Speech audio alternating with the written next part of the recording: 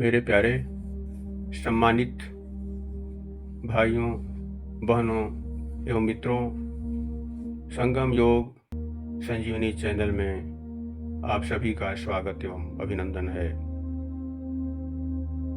आप सभी विजय शंकर राय का प्रणाम स्वीकार करें। आप सभी के आगामी मंगलमय जीवन की हम कामना करते हैं। यह चैनल आप सबके जीवन में प्रसन्नता, आरोग्य, शांति, तनाव मुक्त जीवन के लिए जागरूकता पैदा करने के उद्देश्य से सृजित किया गया है। आप सभी के मंगलमय एवं शांतिमय जीवन के लिए शुभकामनाएं एवं साधुवाद। धन्यवाद। वर्तमान समय में मनुष्य शांति, प्रसन्नता, उत्तम स्वास्थ्य, तनाव मुक्त जीवन के लिए भौतिकवादी संसार में भागदौड़ करता रहता है। परिणाम क्या होता है? उसे न तो प्रसन्नता ही मिलती है, न तो शांति ही मिलती है और न तो उसको जो है उत्तम स्वास्थ्य की ही प्राप्ति होती है। अनिद्रा की भी समस्या उसके सामने आके खड़ी हो जाती है। उपरोक्त समस्या के समाधान के लिए लोगों के जीवन में को आंतरिक जगत में ले जाना होगा। वो प्रसन्नता, वो शांति, वो आनंद, वो आरोग्य हमारे भीतर है। हमारे ऋषियों ने जो परिकल्पना किया, सर्वे भवन्तु सुखिनः, सर्वे सन्तु निरामया, सर्वे भद्राणि पश्यन्तु, मा कश्चित् दुःख भाग् भवेत्। इस परिकल्पना के साथ ऋषियों ने कहा, सभी सुखी हों, सभी स्वस्थ हों, सभी प्रसन्न हों, सभी तनाव मुक्त जीवन जिएं। इसके लिए हमारे पतंजलि जी ने, महर्षि पतंजलि जी ने योग सूत्र की स्थापना किया, जिसमें कि अष्टांग योग प्रमुख है। उन्होंने अपने योग सूत्र में प्रथम सूत्र में ही कहा, अथ योगानुशासनम।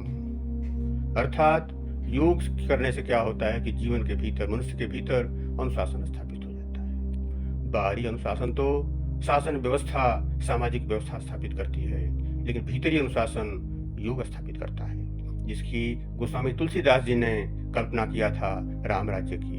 दैहिक दैविक भौतिक तापा, राम राज्य काहू नहीं व्यापा। तो तीनों तरह के ताप, तीनों तरह के विकार, बीमारियां समाप्त हो जाती हैं जब भीतरी अनुशासन स्थापित हो जाता है। साथ में ही हमारे कार्यों में गुणवत्ता आ जाती है, दक्षता आ जाती है, विशेषज्ञता आ जाती है। इसको भगवान श्री कृष्ण ने गीता में कहा, योग कर्मसु कौशलम। योग करने से हमारे कर्मों की कुशलता बढ़ जाती है। हमारे जो निर्धारित कर्म हैं, हमारे निर्धारित कर्तव्य हैं, उसकी कुशलता बढ़ जाती है जब हम योग में स्थित होकर के कर्म करते हैं।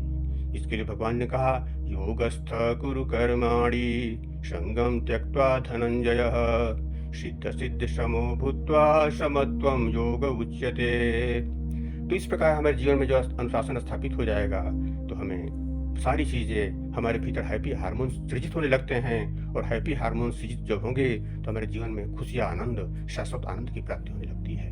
हैप्पी हार्मोन योग करने से हमारे जो हैप्पी हार्मोन्स हैं उसमें डोपामाइन, ऑक्सीटोसिन, सेराटोनिन, इंडोर्फिन, और स्लीपिंग के लिए, अनिद्रा के लिए होता है हार्मोन्स हमारे भीतर मेलाटोनिन, जो कि आज्ञा चक्र से सृजित होता है।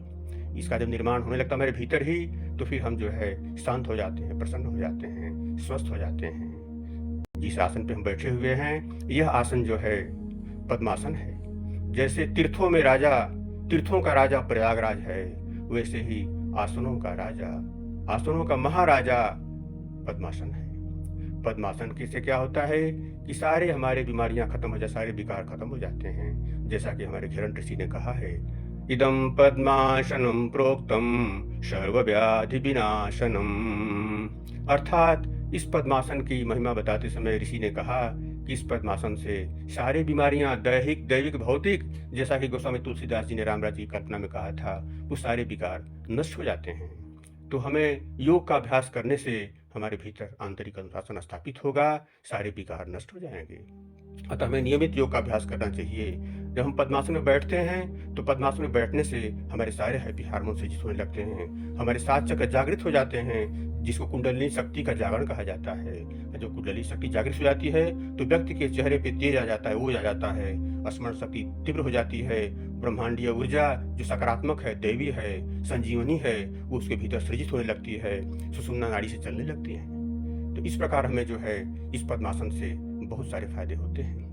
तो सातों चक्र जब जागृत हो जाएंगे, जिसको मूलाधार, स्वाधिष्ठान, मणिपुर, अनहद, विशुद्ध, आज्ञा और सहस्रार कहते हैं, तो हमारे भीतर पूरी तरीके से राम राज्य की स्थापना हो जाती है और हमारी भागदौड़ बंद हो जाती है, हमारे सारे कार्य सुंदर होने लगते हैं। अतः हमें योग का अभ्यास करना चाहिए। हमारे भीतर 72,000 नाड़ियां हैं, 72 नाड़ियों में 3 मुख्य हैं, ईड़ा, पिंगला और सुषुम्ना।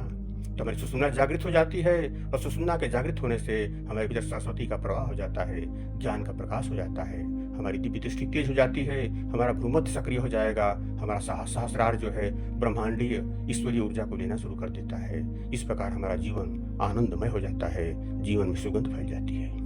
अतः हमें प्राणायाम और आसन के द्वारा, ध्यान के द्वारा अपने जीवन को सुंदर और सुचारू रूप से व्यवस्थित बनाने की कोशिश करना चाहिए।